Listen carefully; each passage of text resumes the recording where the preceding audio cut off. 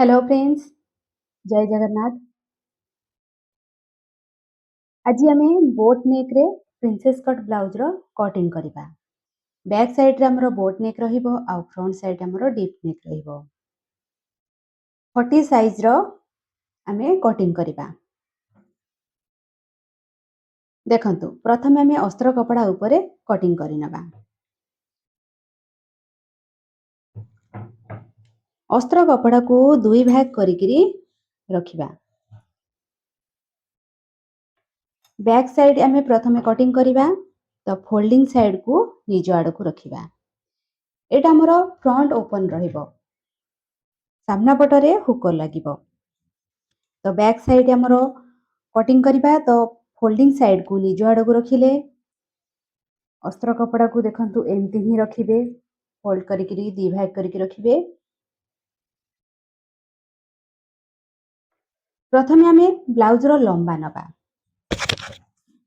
Blouse रो लंबा जेतिकी थिबो ता धेरे आमे 1 इंच बढ़ेइकरी नबा। तो ब्लाउज रो लंबा हमर 14 इंच बनियार अछि तो आमे एठी 15 इंच रे मार्क करिबा।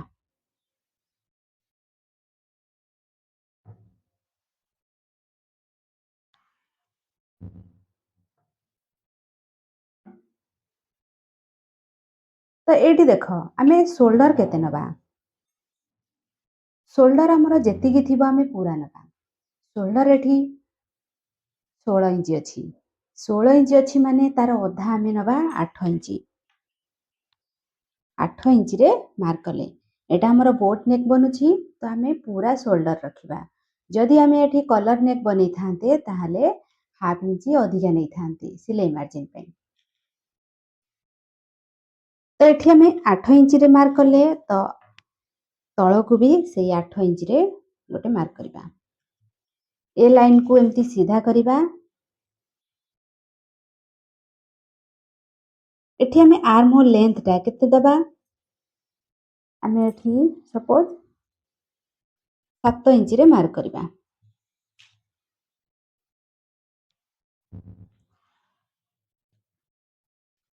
देख एटा हमरो चेस्ट लाइन मार्क हैला। एही लाइन सीधा रे आमे चेस्ट रो माप नबा।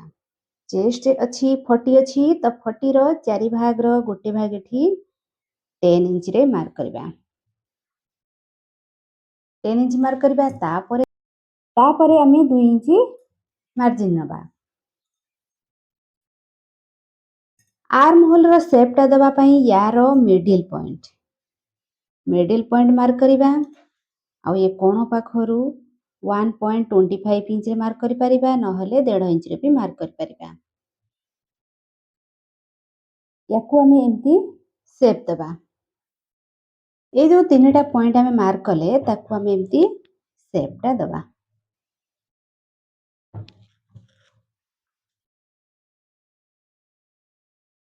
देख एठी आमे गोटे आर्म होल लेंथ रो गोटे अंदाज रे मार्क करिकरी आमे शेप टा देले। एबे आमे आकू चेक करिबा आर्म होल राउंड। तो प्रथमे आमे कोन करिबा हाफ इंच डाउन करिबा। जेहेतु हमर बोट नेक बनुछि तो आमे एठी हाफ इंच एमती डाउन करि नबा।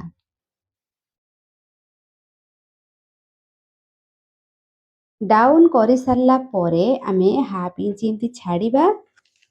तापरे एठी चेक करिबा हमर आर्म होल राउंड होछि 18 अछि माने 9 इंच हमर ए पर्यंत दरकार। तो एठी आमे एमती चेक करि नबा। तो एठी हमर 7.5 इंच होछि हमर आउरी 1.5 इंच पाखापाखी हमको दरकार। तो ए जो लेंथ टा आमे नेइथिले 6.5 7 इंच नेइथिले आउ 1 इंच अधिका नै जिबा। 1 इंच अधिका नबा नेकरी आउ थरे ताकू एमती शेप दबा।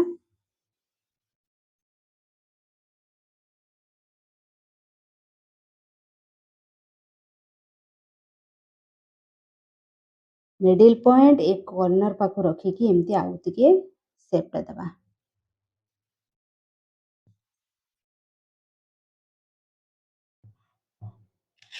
तो एठी आमे आउ थरे भी चेक करि परिबा।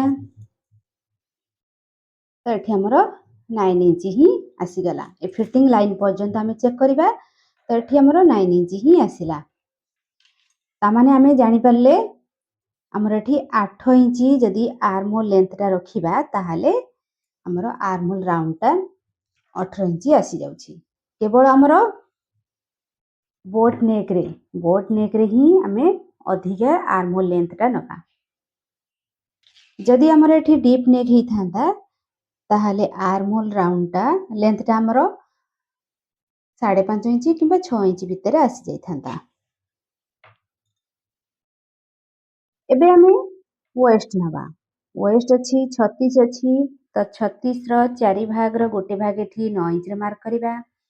ଅଣ୍ଟାର ପ୍ଲିଟ୍ ପକେଇବା ପାଇଁ 1 ଇଞ୍ଚ, ତାପରେ ଆମେ ମାର୍ଜିନ୍ ରଖିବା 2 ଇଞ୍ଚ।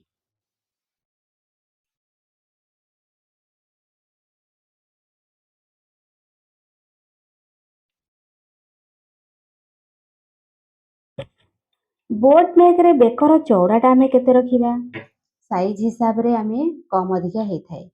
ଯେହେତୁ ଆମର ଏଇଟା 40 ସାଇଜ୍ ବନୁଛି ତ ଆମେ ଏଠି ବେକର ଚଉଡ଼ାଟା 3.5 ଇଞ୍ଚ ରଖିଲେ।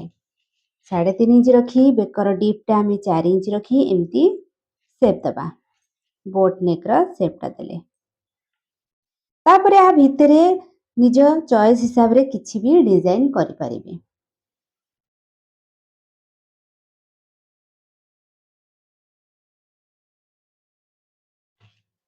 ବାସ୍ ଏଠି ଆମର ବ୍ୟାକ୍ ପାର୍ଟର ମାର୍କିଂ ହେଇଗଲା। ଏହି ବ୍ୟାକ୍ ପାର୍ଟକୁ ରଖିକି ଆମେ ଫ୍ରଣ୍ଟ ପାର୍ଟର କଟିଂ କରିବା।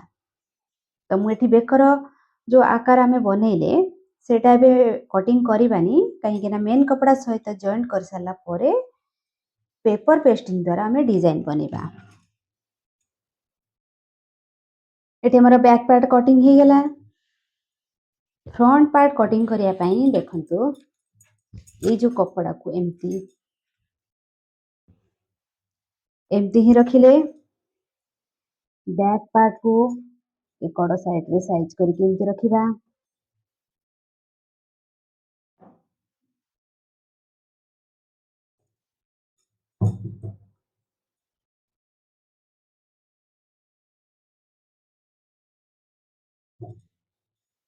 ଏଇ କଡ଼ ସାଇଡରୁ ଦେଖନ୍ତୁ, ଏଇପଟ ସାଇଡରୁ ଆମେ ହୁକ ଆଉ ଆଇ ପଟି ପାଇଁ 1/2 ଇଞ୍ଚର ଗୋଟେ ମାର୍କ କରିବା। ଆମର ଏଠି ହୁକ ଆଉ ଆଇ ପଟି ପାଇଁ ମାର୍ଜିନ୍ ରଖିବା 1/2 ଇଞ୍ଚ।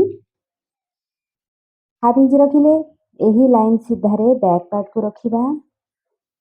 ଆଉ ବ୍ୟାକ୍ ପାର୍ଟ ଆମର ଯେମିତି ଅଛି ଆମେ ସେମ୍ ଭାବରେ କଟ୍ କରିନେବା।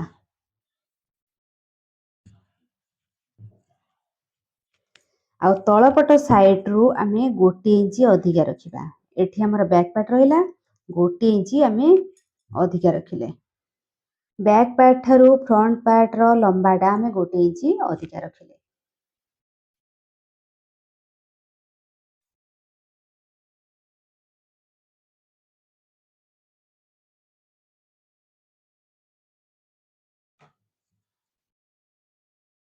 ଏଠି ଆମେ ଫ୍ରଣ୍ଟ ଆର୍ମ ହୋଲର ଏବେ ସେପ୍ଟା ଦେବା ନାହିଁ।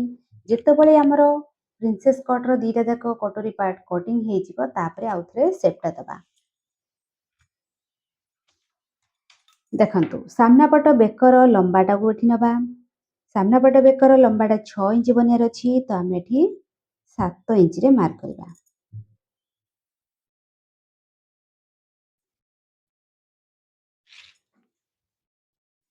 ସାମ୍ନା ପଟରେ ବି ଆମର ଡିଜାଇନ୍ ହବ। ଯଦି ଆପଣମାନେ ଡିଜାଇନ୍ ବାଲା ବ୍ଲାଉଜ ଷ୍ଟିଚିଂ ଜାଣିବାକୁ ଚାହୁଁଛନ୍ତି ତାହେଲେ କମେଣ୍ଟ କରିବେ, ମୁଁ ୟାର ଷ୍ଟିଚିଂ ଭିଡ଼ିଓ ବି ଅପଲୋଡ଼ କରିନେବି।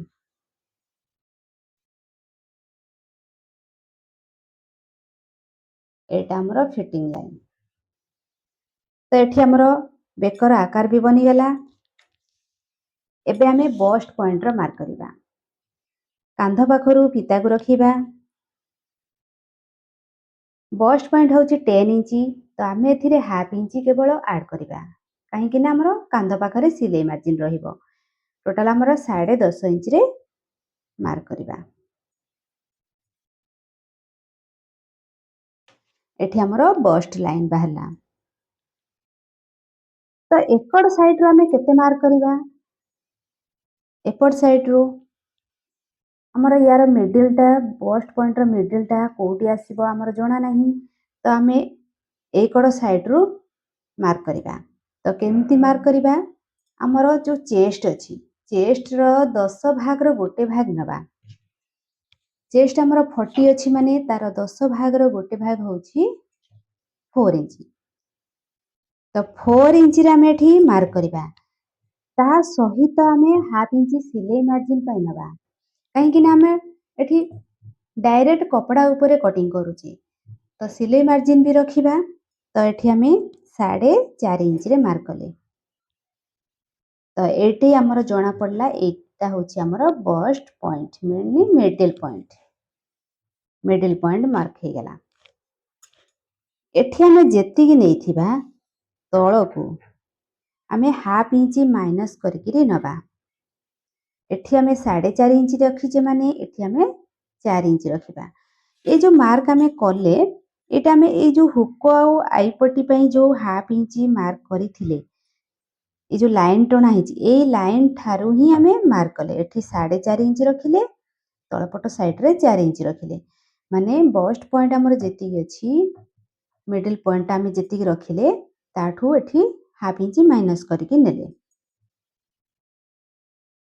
ଏ ଯୋଉ ହୁକ ଆଉ ଏଇପଟି ଲାଇନ ଠାରୁ ହିଁ ମାର୍କ କଲେ, ଏତିକ ଆମେ ଛାଡ଼ି ନେଲେ, ଏଉଠୁ ହିଁ ମାର୍କ କଲେ।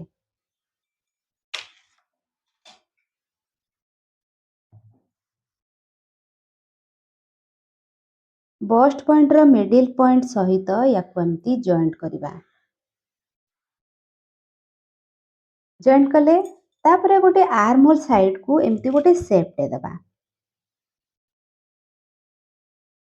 ଏମିତି ଗୋଟେ ସେପ୍ଟେ ଦେଲେ, ୟାର ଗ୍ୟାପଟା ଆମେ କେତେ ରଖିବା? ଯେହେତୁ ଆମର 40 ସାଇଜ ବନୁଛି, ତ ୟାର ଗ୍ୟାପଟା ପାଖାପାଖି ଆମେ 1 ଇଞ୍ଚ ରଖିବା। 1 ଇଞ୍ଚ ରଖି ଏଇ ଯୋଉ ସ୍କେଲ ଅଛି, କର୍ଭ ସ୍କେଲ ସାହାଯ୍ୟରେ ଏମିତି ବଷ୍ଟ ପଏଣ୍ଟ ସହିତ ୟାକୁ ଏମିତି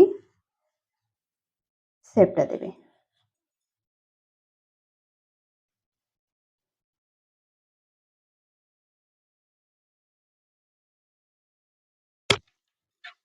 ଏଠି ଆମେ ଗ୍ୟାପ ରଖିଲେ 1 ଇଞ୍ଚ, ଆଉ ତଳପଟ ସାଇଡରେ ଆମେ ସାଇଜ ହିସାବରେ ଅଧିକା ନେବା।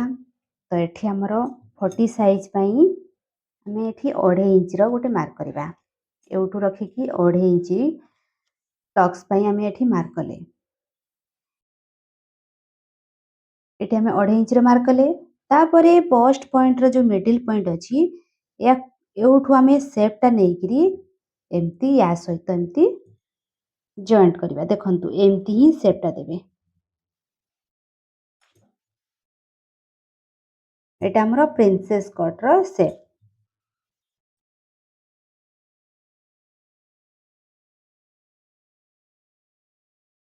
ଏମିତି ହିଁ ସେପ୍ଟା ଦେବେ। ହାତ ସାହାଯ୍ୟରେ ଦେବେ, ନହେଲେ ଏମିତି କର୍ଭ ସ୍କେଲ ସାହାଯ୍ୟରେ ବି ଦେଇପାରିବେ। ପ୍ରଥମେ ଏମିତି ରାଉଣ୍ଡ କରିନେବେ, ତାପରେ ଏଇ ଯୋଉ ସେପ୍ଟାକୁ ଏମିତି ରଖିକି ସେପ୍ଟା ଦେଇପାରିବେ। ଚେଷ୍ଟା କରିବେ ହାତ ସାହାଯ୍ୟରେ ଏଇ ଯୋଉ ସେପ୍ ଗୁଡାକ ଦେବା ପାଇଁ। ଯେତେ ଯେତେ ଅଧିକା କଟିଂ କରିବେ, ମାର୍କିଂ କରିବେ, ଧୀରେ ଧୀରେ ହାତର ସେପ୍ଟା ବି ଭଲ ଆସିବ।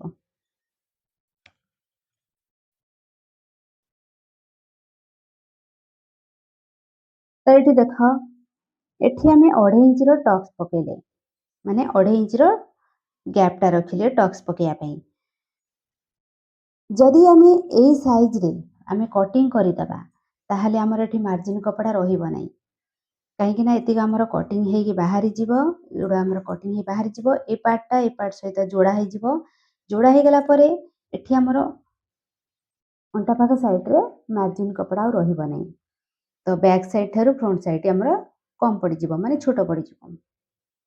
ତ ଆମେ କ'ଣ କରିବା, ଏଇ କଡ଼ ସାଇଡରୁ 1.5 ଇଞ୍ଚ କିମ୍ବା 2 ଇଞ୍ଚ ବଢ଼େଇ ନେବା, ଆଉ ଏଠି ଆର୍ମହୋଲ ସାଇଡରେ ବି ଅଧିକା 1.5 ଇଞ୍ଚ ପାଖାପାଖି କିମ୍ବା 1 ଇଞ୍ଚ ପାଖାପାଖି ଆମେ ବଢ଼େଇ ନେବା। କାହିଁକି ନା ଏଠି ବି ଆମର ଏତିକ କଟିଂରେ ଯିବ, ଏତିକ କପଡ଼ା ବି କଟିଂରେ ପଳେଇବ। ତ ଏ ଦୁଇଟା ପାର୍ଟ ବି ଯୋଡ଼ା ହେବ। ଯୋଡ଼ା ହେଇସାରିଲା ପରେ ଇଏ ବି କମ୍ ପଡ଼ିଯିବ। ତ ଆର୍ମହୋଲ ସାଇଡରୁ 1 ଇଞ୍ଚ କିମ୍ବା 1.5 ଇଞ୍ଚ ନେଇଯିବା, ଅଣ୍ଟା ପାଖ ସାଇଡରୁ ବି 1.5 इंच पाखापाखि किंबा 2 इंच पाखापाखि नेइजिबा।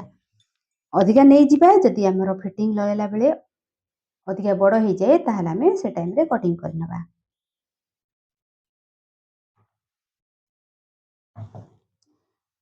एकड़ साइड रु 1 इंच पाखापाखि ऊपर को मार्क करिकरी टक्स लाइन सीधारे एमती आमे क्रॉस करिकरी ड्रॉ करिबा। एटा हमर कटिंग हेकी बाहरी जिवो, बाहरी गला परे हमर एठी लाइन टा सीधा आसीबो। जदि आमे एकु कटिंग न करिबा ताहले कपड़ा हमर एठी पूरा झुलिकी रहिला बलिया रहिबो। एकड़ साइड भी कटिंग करि परिबे। तो देखो एपट साइड रे भी हाफ इंच रमती कटिंग करि परिबे। जदि भी किछि कटिंग न करंती एपट साइड रे किछि असुविधा नहीं, यार लंबाटा अधिका ही जिवो तो सेथि पे आमे एठी हाफ इंच पाखापाखि एमती कम करिबा। जदि किछि डाउट रहुछि ताहले मते मेसेज करि परिबे, तो मु आपन मानक डाउट क्लियर करिबाकू चेष्टा करिबि। तो बास आकु आमे एबे कटिंग करि नबा।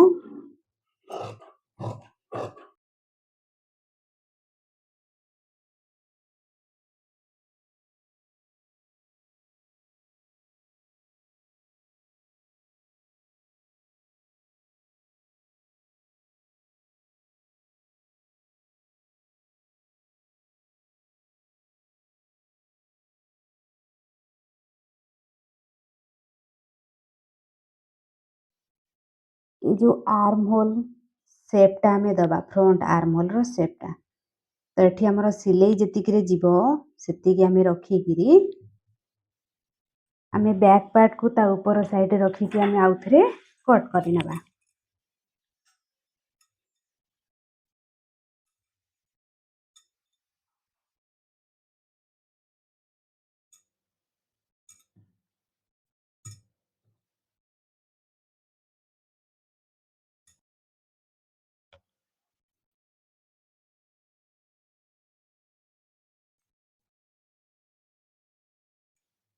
एमती बैक पार्ट को रखिकिरी बैक पार्ट साइज रे ही आकू कट कर नबा।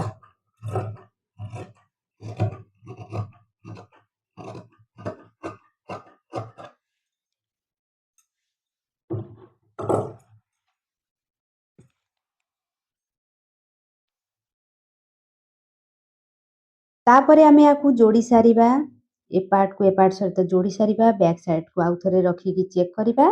जदि फ्रंट आर्म होल रो शेपटा आसु नथिबो ताहले आमे आउ टिके देइकरी शेपटा कटिंग करिबा।